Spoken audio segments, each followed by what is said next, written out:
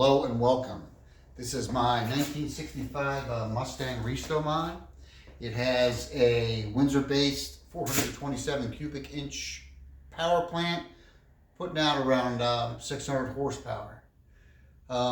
Today, for no good reason at all, other than I just wanted a car with a 6-speed. I'm swapping out a perfectly good TREMEC TKO 5-speed for this TREMEC Magnum. Actually, it's called a Mustang Magnum kit from American Powertrain. All right, so fast forwarding a little bit, the TKO is out. I've already got the bell housing, which is supplied by QuickTime specifically for this application, installed. Unfortunately, you can't use the TKO bell housing. They just don't mate. So this is the custom setup that they've come up with.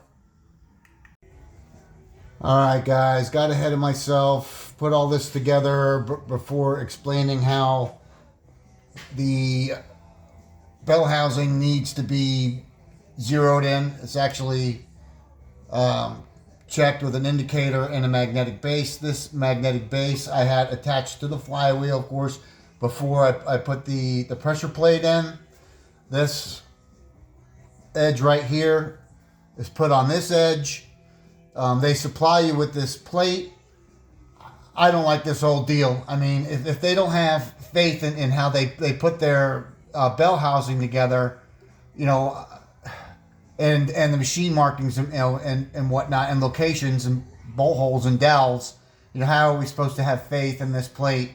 Anyway, basically, this magnetic base is attached to the flywheel without the pressure plate installed, and of course the friction discs.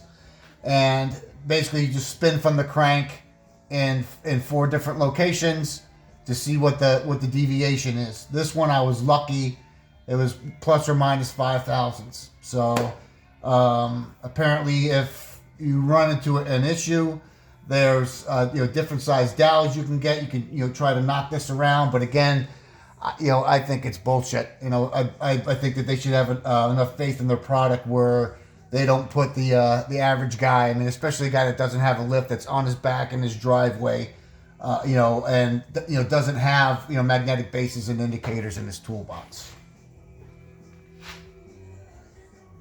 Here's a shot of the alignment plate provided by QuickTime.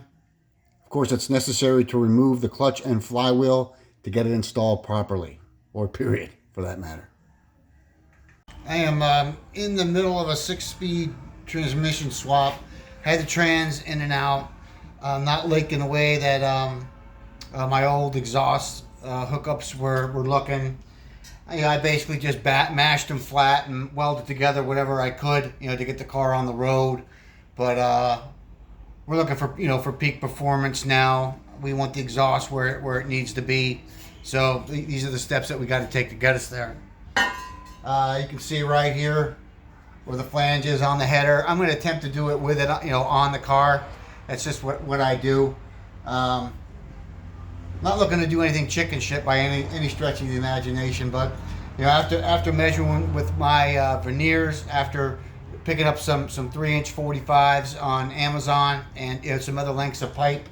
The idea is just to see where this takes us. I think it's going to be a much cleaner install, and if I ever need to work on the car in the future, I can, after these pieces are made, I can just pull them right out and do what I got to do without any issues. So this is where I ended up with the tunnel mods. You can see here, I've got this nice and flat. You can compare this to your car and probably get a much better comparison. But basically, I just cut into here with a die grinder on both sides. Made a slot here so the part would push up into this brace. Welded it back in. Closed the seam, and then here you can see I made quite a bit of room for the transmission, as I described earlier. So I don't anticipate any clearance issues whatsoever. I'll have a quick video of that once I get the tranny stabbed here in a minute, and we'll take it from there.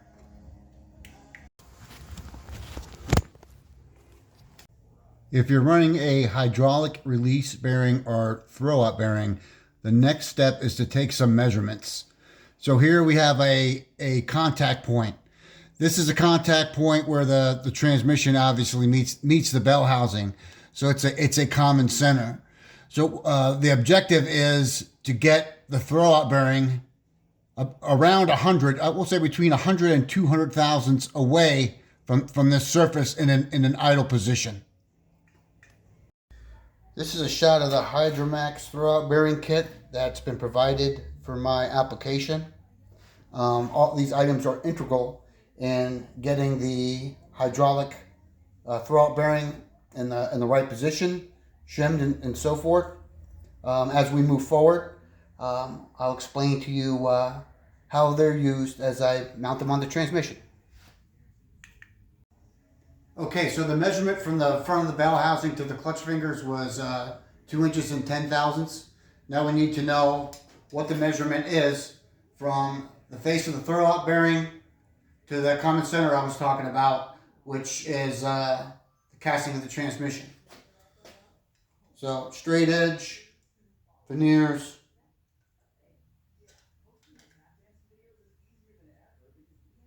we're looking at 1.790. Now we take that 1.790 from the 210 and we see where we need to shim to get exactly what we need for that 100 thousandths air gap I'm looking for. So getting close to the end here, you can see everything's bolted in. Really the only issue that I ran into here was some spacers that are supplied with the kit for this cross member. The one they gave you for right here was at least a ½ an inch too short. I think the spacer that they give you, which I put on the opposite side of my my cross member mount here, is about 900 thousandths. I measured it with veneers. Found these spacers, of course I had to use them on both sides, on Amazon. They were reasonably cheap too, I think about 20 bucks. So not a huge disappointment, but just something that I feel that the kit should have had. Also with the bolt holes that they use for this stuff, and it happens with pretty much any custom thing you do, they're trying to reuse the holes. So with their bracketry actually goes in crooked, but there's adjustment screws on either side of this bottom base here where you can get it dialed in where you need it to be. Also, I was shooting for 4 degrees on a degree wheel, front and back. Got it in the back pretty easy because we're 4-link. Up here, I had to mess with shims to get it where I needed it to be. You can get this steel, not anywhere, but Tractor Supply, Home Depot, Lowe's. Just I don't know. I think it's either a 2 or 2.5 inch stock width. I usually have it laying around, 3/16, 1/4 inch, 1/8 inch, and it comes in handy for a lot of different things.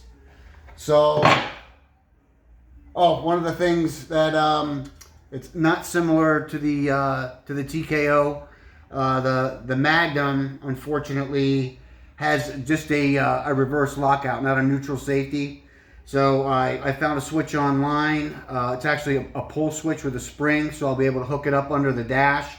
And when the clutch is depressed, fully depressed, that'll be my neutral safety. This is going to actually be a reverse lockout. You can't see it, but there's a solenoid up on the transmission. It's either have it come on constantly when the car is running, which you don't want. I mean, if you're going up into 5th gear hard, man, you don't want to hit reverse by accident. So what I did was I ordered a knob for the shifter with a button on it. I mean, that button can be used, as a lot of people know, for nitrous, any other power adder, perhaps a line lock, but that's what I'm going to use it for. I have a digital speedometer setup. That plug is identical to what was on the TKO, so I'll be able to plug that right in. And then on the back side here, also identical to the TKO, I have there's a switch built into the transmission for the reverse lights. So let's see, moving forward now, everything is bolted in the way it needs to be. I spoke earlier of what I'm going to have to do to modify the exhaust. As you can see, I've already began that.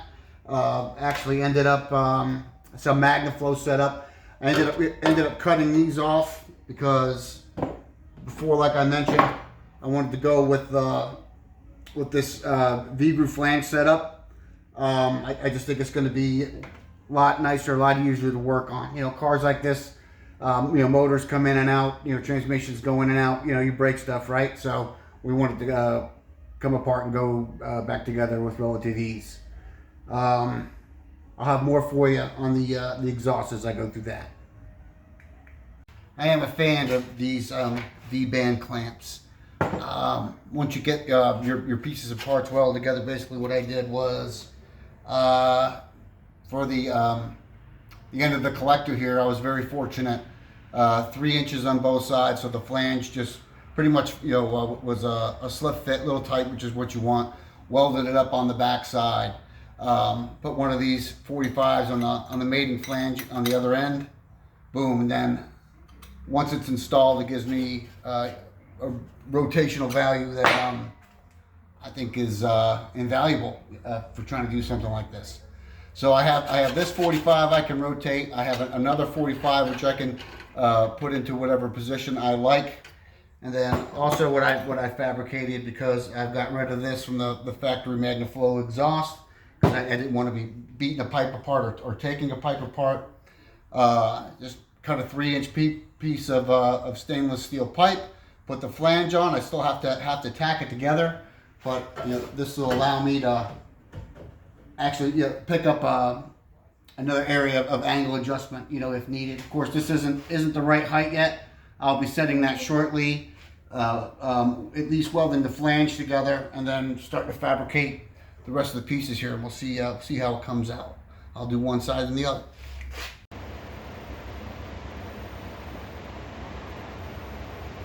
Another thing that's definitely worth mentioning are the 2 transmission fluids that they give you with this kit. One is a break-in fluid, this stuff here. The other is what you want to end up with it, in the end, or for regular use. I believe, no, I know, 500 miles on this, and then let her eat with the good stuff. Just going over a punch-out list, pretty much. There's a few more things to go. As you can see, these pipes I think came out pretty decent. I mean, they're not pretty, and they won't be pretty because I'm not the best welder in the world, but they won't leak. They'll be effective and they'll last. That's what we care about. We don't want to be stranded. Power gains also. See here, I think we might just get a little bit more power out of it. I mean, we're choked down a little bit there. Flanges are out and gone. I hated these. Plenty of racers, I'm sure, will attest to the fact that these gasket type flanges can be a bastard. Especially if you're running like a sniper system where exhaust leaks, can wreak havoc on the tune. So yeah, we got to weld these up. Oh yeah, neutral safety.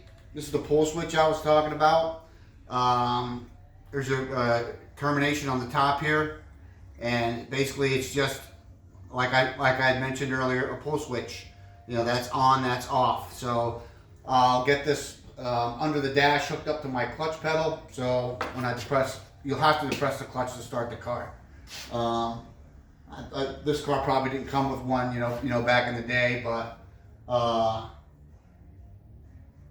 man, nobody wants their car in gear and turn it over and have it run into a set of steps or something like that. I've been there, I'm pretty sure we all have. Let's see, what else we got? I got to get some transmission fluid in the transmission. I got to bleed the hydraulic clutch, and we're ready to go for a ride. So we'll see you then.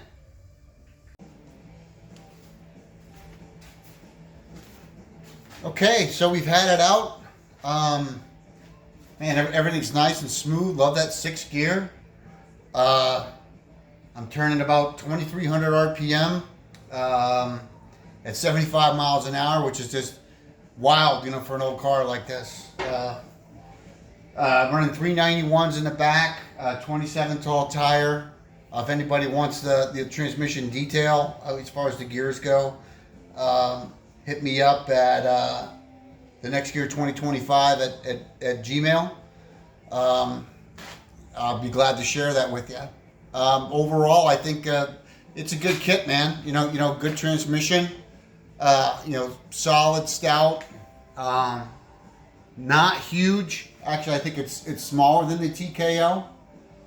But really, my issues were created by how custom the car is. You guys saw it. The exhaust stuff I worked on. I don't know if I'm missing anything. Like I said, hit me up.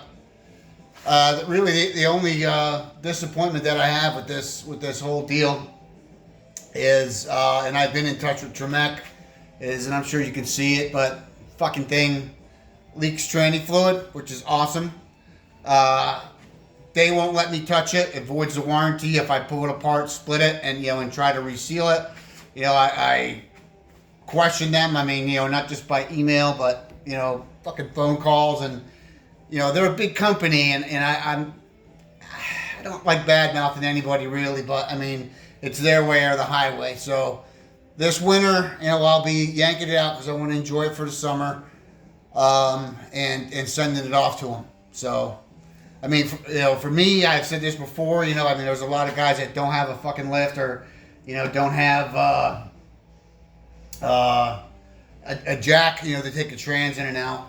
So, not as hard as me as it would be for most, but it still fucking sucks, But that's the only thing that sucks about it. Love the car, love the transmission, love what it's done for me. So, like and share, man. Appreciate you guys.